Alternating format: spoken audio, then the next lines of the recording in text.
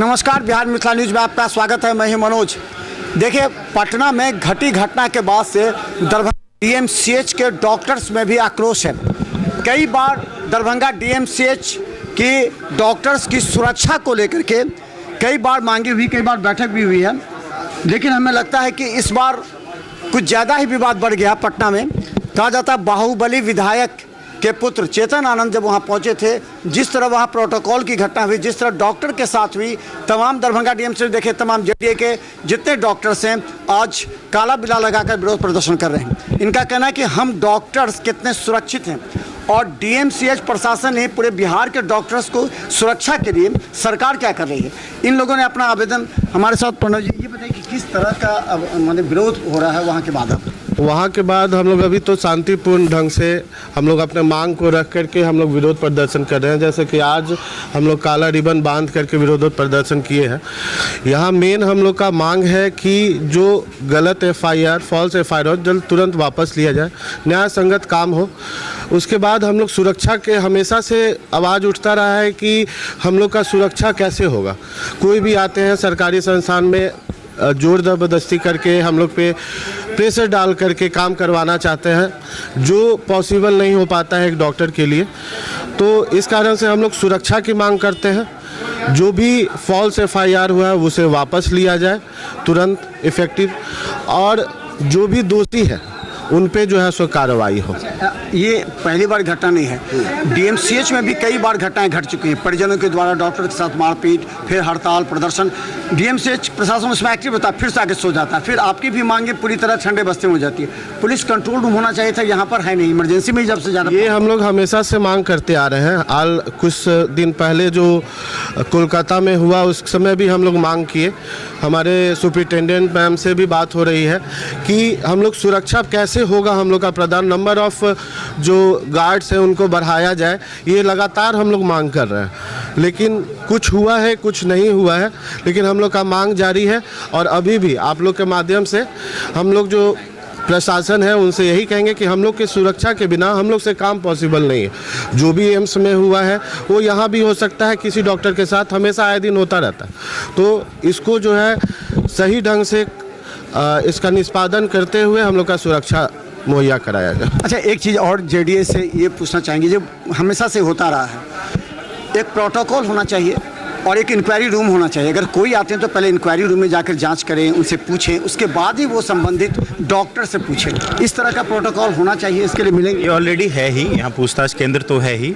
और जो मेन है कि हम लोग एप्रन पहन के, वाइट कोट पहन के इसलिए इलाज करते हैं कि बिना भेदभाव, बिना किसी को ऊंचा नीचा करके हम लोग किसी के साथ भेदभाव नहीं करते हैं। सब मरीज़ हैं हमारे लिए, सबको हम लोग चाहते हैं अच्छे से अच्छी सुविधा दें, अच्छे से अच्छे सेवा करें।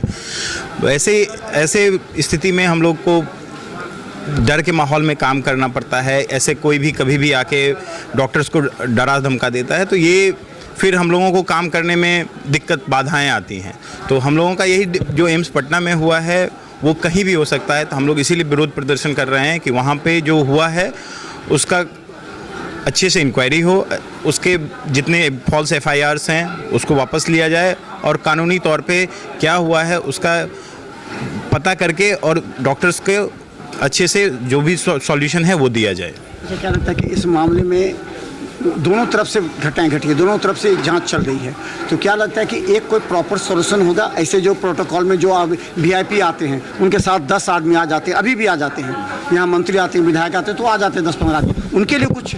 मैं यही बोल रहा हूँ कि हमारे लिए वीआईपी कोई नहीं है। अगर हमारे लिए कोई वीआईपी होगा तो कोई कमज़ोर भी होगा ना। आपके लिए नहीं है, लेकिन यहाँ व्यवस्था में आ जाते। कोई व्यवस्था में नहीं, हमारे लिए मरीज़ है, मरीज़ का इलाज करते हैं। हम वीआईपी के लिए नहीं बैठे हुए हैं। हम यहाँ पे वीआईपी आते हैं तो वो प्रशासन से बात करें, हॉस्पिटल के प्रबंधन से बात करें कि आप कैसे व्यवस्था करते हैं। डॉक्टर से ये उम्मीद ना करें कि आप वीआईपी हैं, कि आप कोई नीचे तबके के लोग। हमारे लिए सब मरीज़ हैं, सबका हम लोग उचित इलाज करना हमारा काम है। एक सवाल और है, क्या इमरजेंसी में जितने मरीज भर्ती हैं, क्या या आउटडोर में है या फिर अलग अलग वार्ड में है, क्या उन लोगों के अपडेट उनके व्हाट्सएप पर चला जाएगा? तो आप लोग से ज़्यादा कोई भी होगा, वीआईपी होगा, कोई भी हो, उसको मालूम हो जाएगी कि उनके मरीज़ की क्या हालत है। इसकी भी आप अपडेट मरीज को एक परिजन के साथ जैसा यहाँ पे कर दिया गया है सिस्टम, तो उनको हमेशा हर चीज़ का अपडेट देते जाता है यहाँ पे।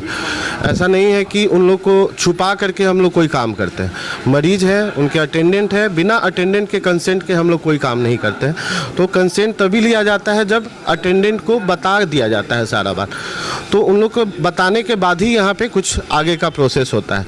तो अपडेट उन लोग को हमेशा रहता है, लेकिन ये अगर बार बार कहते कि अपडेट नहीं मिला तो ये गलत है। अपडेट हमेशा रहता है। अच्छा, क्या लगता है जब आप लोग यहाँ वर्क करते हैं, पुलिस यहाँ पुलिस रूम लिखा हुआ है लेकिन पुलिस कक्ष कहीं देख नहीं रहे, क्या इस तरह की यहाँ पर सामने तो अवश्य होनी चाहिए, पुलिस रहती है कि नहीं आप लोग की सुरक्षा के लिए? पीसीआर वैन आती है, पर जिस तरह की सुरक्षा हमें 24 घंटे चाहिए उस तरह की सुरक्षा तो हमें नहीं मुहैया कराई जा रही है। जो आरजी के वाले कांड के बाद उसके बाद भी हुआ था, उस घटना के बाद भी हुआ था कि बोला गया था कि हमें 24 घंटा सुरक्षा दिया जाएगा, पर वो हुआ नहीं। यही एक कारण है, ये भी एक कारण है कि सब जो है वीआईपी लोग जो होते हैं वो समझते हैं कि कुछ भी कर सकते हैं। और जो एम्स में घटना हुई है उस बात पे अब हम लोग बस यही कहना चाहेंगे कि डॉक्टर प्रॉपर जांच हो, डॉक्टर के साथ इस तरह का भेदभाव ना हो। अच्छा, यहाँ पर महिलाएं भी जो आप लोगों को कितना लगता है कि कोलकाता की घटना के बाद अब जब यहाँ वर्क प्लेस पर आती हैं तो कितना सुरक्षित महसूस पड़ती है, क्या कमी आपको? देखिए, ऐसे तो प्रशासन ने बहुत सारी मतलब चेंजेस किए हैं जिससे कि हमें लगता है कि अब सुरक्षा थोड़ी सी बढ़ी है पहले से, लेकिन फिर भी अभी कहीं कहीं लूप होल्स हैं जिनको कि प्रशासन को देखना चाहिए कि कहाँ कहाँ और हम लोग मतलब इंक्रीज़ कर सकते हैं। जैसे कि अभी कुछ दिनों से ऐसा हो रहा है कि एक मरीज़ के साथ 2 अटेंडेंट आते हैं, बट फिर वही हो जाता है कि कभी कभी होता क्या है कि एक साथ भीड़ भी आ जाती है। तो उस सारी बातों को तो प्रशासन को देखना पड़ेगा। नाइट ड्यूटी रहती है हमारी, तो उसके लिए भी सुरक्षा सही से होनी चाहिए कि रात में अगर कोई लड़की यहाँ पे है तो उसको कोई ज़रूरत है तो फिर यहाँ पे लोग रहें कि अगर कभी कुछ भी होता है तो फिर कैसे आगे क्या करना है। नाइट में कितना आप लोग को लगता है सिक्योरिटी महसूस होता है? तो हम आज एक और सवाल हम लोग के भी आता है, हम लोग भी कभी हम लोग भी आते हैं पूछने के, तो कभी कभी डॉक्टर्स भी हम लोग का भी विरोध कर देते हैं कई बार। तो एक प्रोटोकॉल अगर इंक्वायरी में हमने पूछा यहाँ समस्या के बारे में, तो हम लोग के साथ किस तरह का कोऑर्डिनेट, क्योंकि मीडिया और डॉक्टर्स का जब तक रिलेशन एक नहीं होगा हम लोग आपकी समस्या को नहीं रखते। जब तक आप हमारे बातों को पब्लिक प्लेटफॉर्म पे नहीं रखिएगा तब तक पब्लिक भी हमारी बातों को समझ नहीं पाएंगे।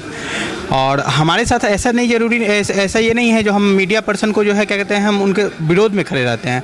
हाँ, वो आए हमसे पूछे हम सारा कुछ, लेकिन वो आते हैं ऐसे लगता है जो हाँ बहुत ही ज़्यादा इम्पोर्टेंट पर्सन आ रहे हैं, दिखाते नहीं हम मीडिया से हैं, आप जवाब दीजिए।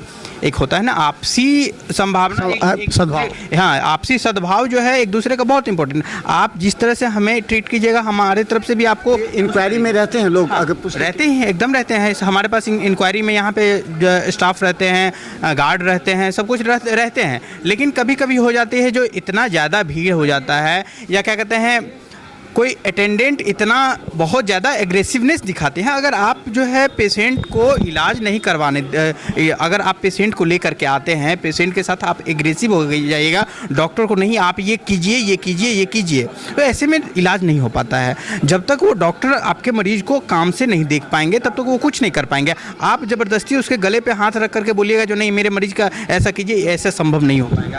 इस दबाव वाली परिस्थिति में कोई भी डॉक्टर आपसे काम नहीं कर। एक सवाल कि यहाँ पर कई असुविधाएं भी हैं, क्या आपको दवा से ले, क्योंकि ये चीज़ आपसे रिलेटेड है, भले डीएमसीएच प्रशासन प्रणाली कभी दवा नहीं होती है, कभी उसकी जांच नहीं हो पाती, कभी टेक्निकल क्या क्या प्रॉब्लम आप लोग होती है? टेक्निकल प्रॉब्लम में जैसे कई बार होता है बहुत सारा दवा उपलब्ध नहीं हो पाता है, उसके लिए हम लोग बराबर ऊपर बोलते रहते हैं कि ये दवा उपलब्ध हो, वो दवा उपलब्ध हो।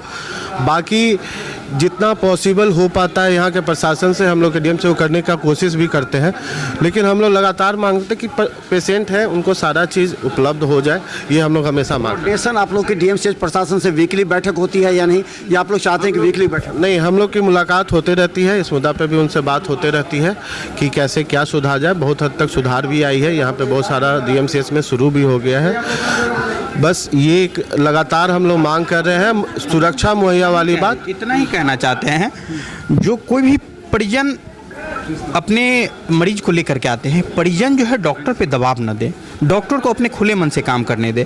उसके अगर डॉक्टर अपने खुले मन से काम करेंगे तो आपका परिजन जो है, आपके मरीज जो है एकदम स्वस्थ होकर के जाएंगे। आप जो है दबाव में कुछ करवाइएगा तो ये संभव नहीं हो पाएगा। अच्छा, रेफर की संख्या अब में सुधार आई क्योंकि यहाँ समान व्यवस्था की हाँ, कुछ चीज़ों की सुविधा नहीं है यहाँ, तो उसके लिए हम फाइनली रेफ़र करना पड़ता है। लेकिन अब बहुत सारा चीज़ जो है अब होने लगा है। हम लोग यहाँ इलाज करते हैं, हम लोग यहाँ सब कुछ करते हैं।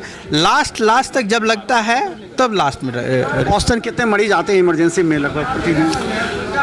औसतन 100-150 पेशेंट जो है सो एक डिपार्टमेंट में आ जाते हैं यहाँ पे, एक डिपार्टमेंट का। और यहाँ पे इमरजेंसी में नहीं कम से कम तो 6 से 7 डिपार्टमेंट आपका चलता है। और इमरजेंसी में कम से कम नहीं तो यहाँ पे पेशेंट 800 से 900 पेशेंट इमरजेंसी में रहते हैं।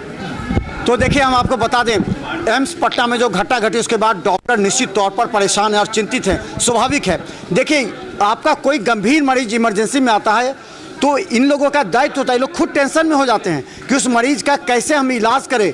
लेकिन ऊपर से जो दबाव होता है, चाहे प्रोटोकॉल में कोई वीवीआईपी आ जाते हैं या कोई ऐसा दबंग आ जाते हैं, वो दबाव डालने का प्रयास करते हैं। इस समय आपकी मरीज़ की हालत ख़राब होती है या फिर उस परिस्थिति में रेफ़र करना ही एक विकल्प बनता है। लेकिन दरभंगा डीएमसीएच में सारी सुविधाएं मौजूद हैं। डॉक्टर्स दिन रात मेहनत करते हैं, रात में भी आपके लिए सजग रहते हैं, तैयार रहते हैं, क्योंकि ये नहीं चाहते एक भी पेशेंट यहाँ से लौट कर जाए, चाहते हैं एक पेशेंट यहाँ से पूरी तरह स्वस्थ होकर जाए। इनके कंधों पर बड़ी जिम्मेवारी है आपके मरीज की जीवन की रक्षा करना, लेकिन आपको भी सपोर्ट करना होगा। इस तरफ देखिए इंक्वायरी काउंटर है, तो सबसे पहले आकर इंक्वायरी काउंटर पर पहले पूछताछ कीजिए, उसके बाद अगर जरूरत हो तो आप डॉक्टर्स चैम्बर में जाकर डॉक्टर से मुलाकात कर सकते हैं। लेकिन यह आपकी भी जिम्मेवारी है कि दरभंगा डीएमसीएच में आने वाले तमाम मरीजों की सुविधा, उनके स्वस्थ होने के लिए डॉक्टर्स को सपोर्ट करें, क्योंकि अगर थोड़ी सी भी घटना होती है तो डॉक्टर्स का मनोबल गिरेगा, आपके मरीज भी सुरक्षित नहीं रह पाएंगे। देखते रहे बिहार मिसाल न्यूज़, यूट्यूब में सब्सक्राइब कीजिए। GTPS सिटी केवल 10 चैनल पर लाखों लोग हमें देख रहे हैं। धन्यवाद।